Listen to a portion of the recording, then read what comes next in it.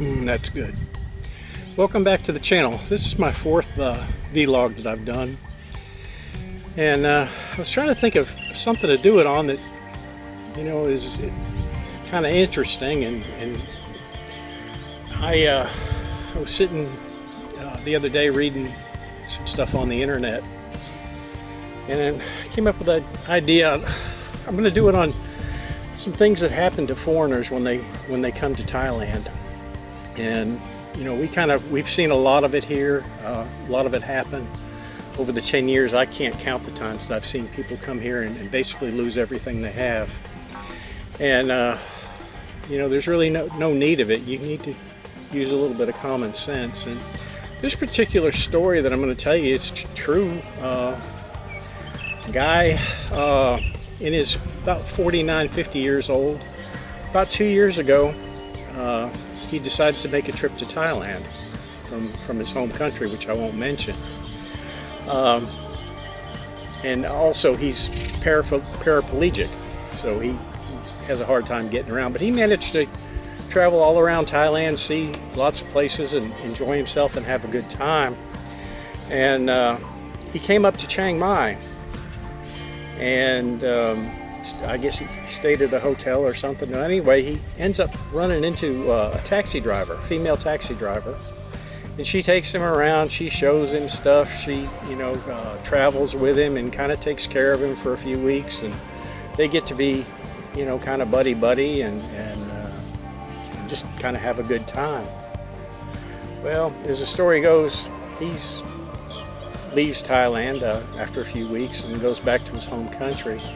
And they keep in touch over the internet, talking back and forth. And he gets back there and he's thinking, his little heart's hurting him a little bit. He says, I've got to go back to Thailand. So I guess she was okay with it. And he came back here and ended up buying what he thought was a 4.5 million baht house. Bought her a Mercedes and a Toyota or Honda SUV, and set her up with a silver store that sells silver, and just spent a lot of money on her. Well, things went on, and I guess everything was great. They got married, and according to the article that I read, they got married so it would be easier for him to get his visa here, which is not totally correct. A person who retires can get a visa, and actually the process of it is a lot easier than if you go with a marriage visa. But anyway, they got married and they were living together, and things were hunky-dory. And next thing you know, her brother shows up, and she's 49 years old too, same age as he is.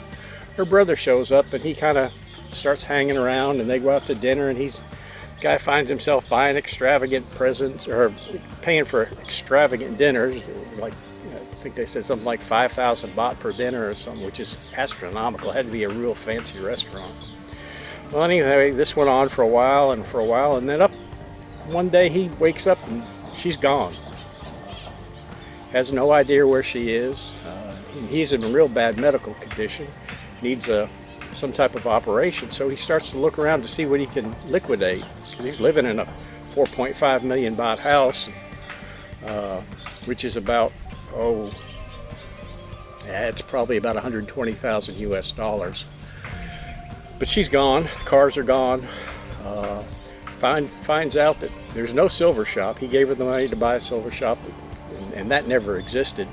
He gets to checking around a little bit more, and finds out that the brother, well, that wasn't really her brother, that was her ex-husband. And they ran off with everything that he had, to a total of about 10.5 million baht, which comes out to be about $330,000. So here's this guy in Chiang Mai. So he says, well, maybe I can do something with the house. So when he gets to check-in, she didn't buy the house. What she did, she put 250,000 baht down on it, but never paid the balance of it. So he didn't own anything. Sitting up here, nobody to take care of him, and no money. So from the best that I can tell from the article, he ends up in Hua Hin, in a kind of like a nursing home, and he tries to hire a lawyer and tries to get the police involved in it, and he doesn't have any money. So there's really not much he can do. He's offered. Apparently, she's changed her name 5 times since she's left, and the chances of him locating her are probably pretty slim. And even if he locates her, the chances of him recovering any of his money is just, it's just not going to happen. And we hear these stories all the time. He's not the only one. There's a lot of men that come here and that happens to them. You'll find them walking the streets of Bangkok with no shoes on and no money. They're begging for money. They're begging for money to get back home because the embassies won't help you get home. Your own embassy will not help you. But they'll help you contact people that will help you, but they won't pick you up off the street and put you in a place to stay and give you a plane ticket home. You're basically, once you're here, you're on your own. But and thinking about it, you try to think, how does somebody go from being very aware of what's going on, control of their own life, to a point where somebody can come in and take everything that you have? Well, there's a plane lands in Bangkok about every 5 minutes, and notoriously on that plane is going to be a few people that they leave their brains at home. They come here, they're ooh and awed by the lights, by the people, by the food, by the inexpensive lifestyle you can live here, and they just forget everything. They'll meet a girl that, gets into their heart, and then they're willing to spend everything, and they don't think, and you have to think about it. You take a 60-year-old man with gray hair, big pot belly like mine, comes here, and he has all these beautiful girls paying attention to him. He feels like a movie star. So, they lose their brain. They don't think, and they end up with nothing. It's happened more times than I can count. I mean, I probably tell you 10 stories where people have come here and lost a lot of money by just not using their head. And it's a shame, but it's the mentality, and you can't, you feel sorry for them, but you have to think, how can you let something like this happen to you? How do you lose control of your life so much that you lose everything that you have? I don't know what the answers are, but it's here and it happens, and not all Thai people are like that. The majority of them are not. The majority of them are kind. But if you come here and meet the wrong person and you let your guard down, you have a chance to lose everything you own. And the laws here are a little bit different from home. Just because you buy something together doesn't mean that you own it. A foreigner can't own land in Thailand. Can't own a house. Just can't. You can own a car. You can own half of a condo, but you can't own property in Thailand. So my advice to anybody coming here is, don't invest in Thailand what you're not willing to walk away from. If you can't walk away from whatever you've spent here or whatever you give, don't do it, because there may come a time where you have to walk away from it. So if you invest all your money or blow all your money here, and next thing you know you're living in a shack and begging for food, it's happened. I've seen it. I've read about it. They just lose everything that they have, and then they try to think, well, how am I going to get back home? Well, they've got to rely on family back home to buy them a plane ticket and get them get them back into their own home country to get home. So Thailand is a wonderful place. It's beautiful here, and the people are fantastic. But you have to keep your sense about you. You can't close your eyes to certain things. You've got to be aware of your surroundings. And you've got to be aware of the people around you. When you lose those senses, then you're leaving yourself open for catastrophe. My personal opinion is anybody that can't take care of themselves in their home country has no business coming to Thailand to retire, or even live, or even visit for that matter, because there's so many things that can get you in trouble or get you in a jam that it's not worth it. If you can't take care of yourself in your home country, don't come here. There's no place for you here. You'll end up, in a convalescent home and begging for money or whatever it is. But, you need to take care of yourself first and be of good, solid mind. If you're not, the change, there's a big culture change when you come here.